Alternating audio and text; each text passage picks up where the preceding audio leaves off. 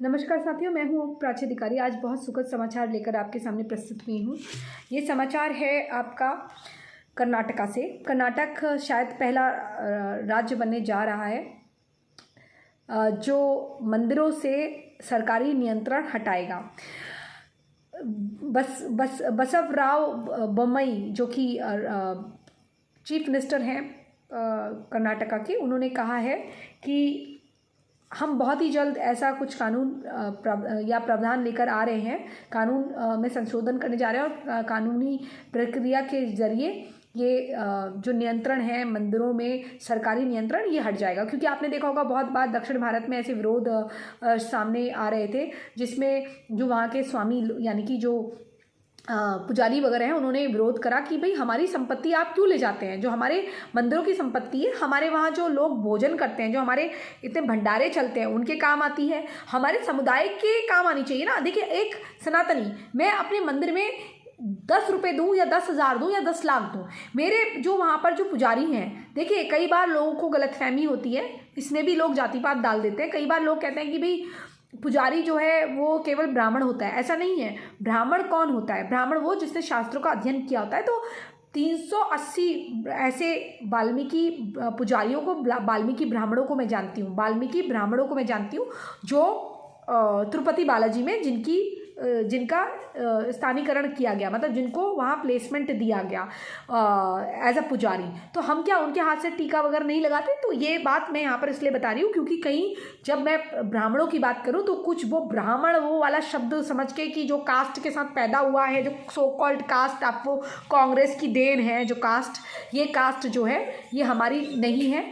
और हमारी कास्ट क्या है? वर्ण के आधार पर। ठीक है, अब ये बात हो गई। तो वहाँ के जो पुजारी थे उन्होंने कहा कि भैया ऐसा है कि जो हमारे मंदिरों का पैसा है ये मंदिरों के पास होना चाहिए। जो सोना है, जो जितनी भी चीज़ें हैं, ये हमारे लोगों के, कि कोई आपदा आए, विपत्ति आए तो हम उसको अपने लोगों के लिए उपयोग करें। अब आप उसको उठा के कहीं हज के सब्सिडी में दे देते हैं, कहीं आप उसे उठा के कहीं और दे देते हैं। मतलब सारी चीज़ों को आप, हमारे जितने सनातनियों ने ये भाव से दिया है कि हम अपने समुदाय की रक्षा के लिए, भोजन के लिए या दक्षिणा के लिए या मंदिर के उद्धार के लिए हम वो पैसा दे रहे हैं, तो वो पैसे में केवल उनका अधिकार होना चाहिए। जब मस्जिद और चर्च का पैसा हमारे लिए उपयोग नहीं होता, वो उनके नियंत्रण से चलता है, जिसके माध्यम से वो धर्मांतरण कराते रहते हैं, हमारे लोगों को 7 आसमान और कैंसर सही हो जाने के सपने दिखाते रहते हैं, एड्स सही हो जाने के सपने दिखाते रहते हैं, या खुद 72 हूरों के सपने दिखाते रहते हैं। ये मौत के बाद दूसरी जिंदगी है और वो मौत के बाद ज़्यादा हसीन है, ये कह के दिखाया जाता है। शराब की नदियों के सपने दिखाए जाते हैं। उससे तो अच्छा है ना कि हमारे जो लोग हैं, वो हमारे लोग, जो हमारा पैसा हमारे उपयोग के लिए इस्तेमाल हो। हमारे वहाँ कोई विपदा आ जाए तो हम मंदिर की चौखट पे जाएं, तो हम मंदिर कमेटी हमारे लिए कुछ कर सके, या कोई हमारे सनातनियों के साथ कुछ बुरा हो जाए तो आपदा के वक्त जैसे ताहिर हुसैन जैसे लोग हमें जब जलाने, मारने, काटने के लिए आए तो उस समय हमारे मंदिर खड़े हो जाएं, मंदिर के फंड हमारे लिए खोल दें, ये होगा ना उस वक्त। तो ये कब होगा? जब इस तरह से, जैसे बसवराव बोम्मई जी ने जो एक काम करने जा रहे हैं, इस प्रकार के गट्स जब लोगों में होंगे तब होगा ये कार्य, तब हिंदू सक्षम होगा। वरना हिंदू पैसा कमाएंगे, अपना पैसा देंगे और ये पैसा ले जाएंगे कौन?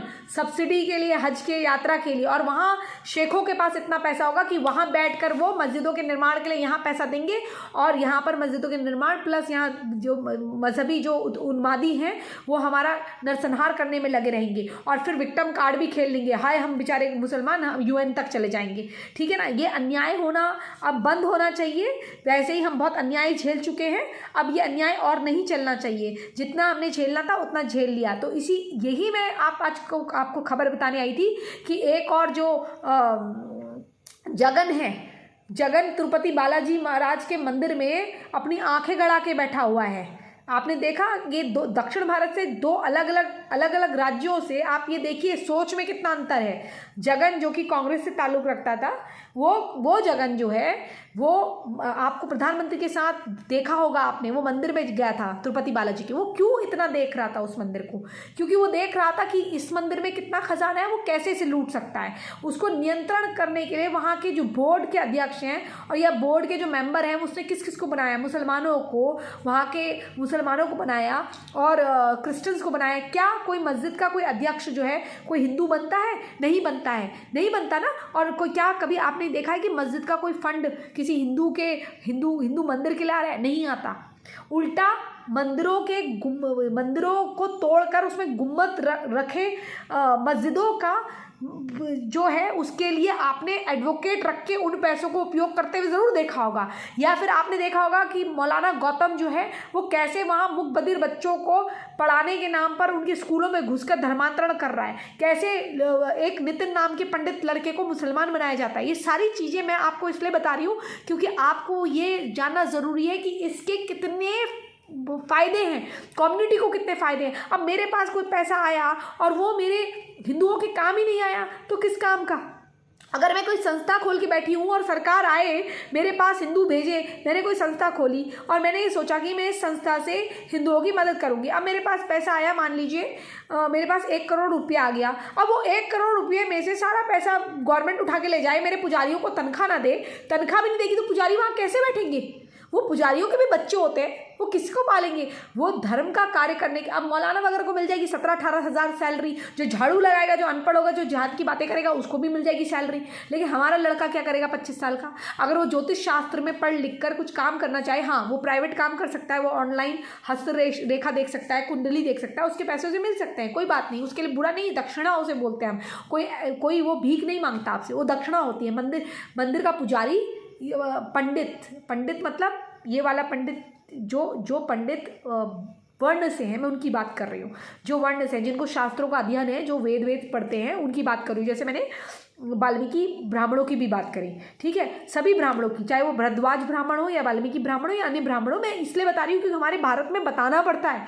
हमारे भारत में अगर नहीं बताओ तो कोई आधे से वीडियो देखेगा तो उसको निकाल के बोलेगा अरे देखो प्राची अधिकारी जो है ना ये ऐसी बात कर रही है। तो प्लीज़, मैं तो इन जातिवाद में पढ़ती नहीं हूँ, बट मैं जो वर्ण को मानती हूँ वर्ण के हिसाब से बात कर रही हूँ। तो आप ये सोचिए कि अगर कोई हमारा लड़का है या लड़की है, वो कोई भी हिंदू है, वो अध्ययन करता है ज्योतिष शास्त्र में, तो वो ऑनलाइन अपनी क्लासेस चला सकता है, वो अपना सेंटर चला सकता है, ऐसे ही वो मंदिर में पुजारी बन सकता है। तो उस बेचारे को क्यों नहीं तनख्वाह मिलेगी? आप ये बताइए, उसको मंदिर का पुजारी होने की तनख्वाह नहीं मिलेगी? मैं तो कहती हूँ कि जिसने अगर ज्योतिष शास्त्र में पढ़ाई करी है, स्नातक करा है और आपके गली वगैरह में मंदिर है कोई, तो वहाँ जाके बैठिए और लोगों को बताइए कि आप यहाँ प्लेस हो रहे हैं। और लोगों को चाहिए कि उनको एकजुट होकर कुछ पैसा दे जो एक सैलरी के बराबर हो।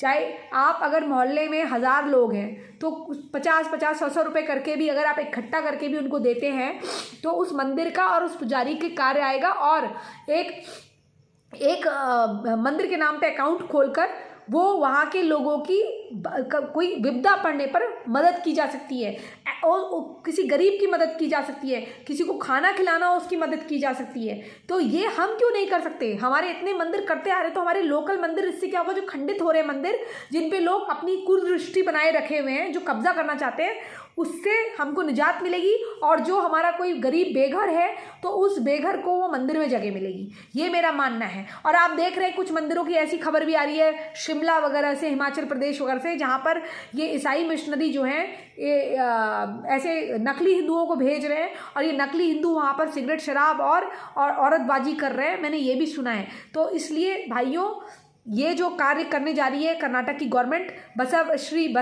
आदरणीय बसवराव बोम्मई जी जो कार्य करने जा रहे हैं, ऐसा कार्य हर एक सरकार को करना चाहिए। और मैं तो कहती हूँ कि अब समय आ गया है जब भारत सरकार ये निर्णय ले कि जब चर्च और मस्जिद सरकारी नियंत्रण में नहीं आते और ये टैक्स नहीं देते हैं और उल्टा इनको सब्सिडी मिलती है, पैसे मिलते हैं, और वो भी हमारे देश में धर्मांतरण करने के, हमारे देश में मजहबी उन्मादी जिहाद फैलाने के लिए इनको मदरसे चलाने की इजाज़त मिलती है।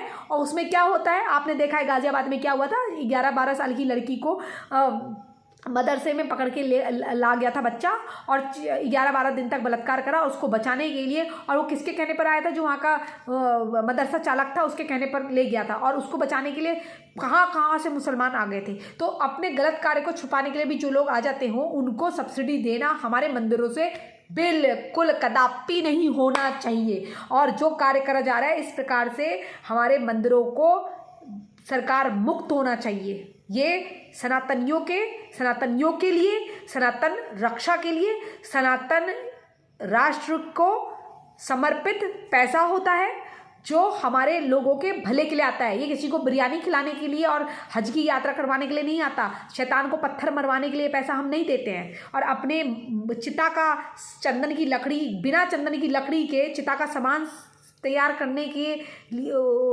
उपलक्ष्य में हम नहीं देते हैं ये, ठीक है ना। ये सबसे पहले वर्ड मैंने बोले थे ट्विटर पे कि चिता का सामान तैयार जो होता है, हम अपनी चिता के सामान की तैयारी के लिए जो, और ये सोचिए आपको चिता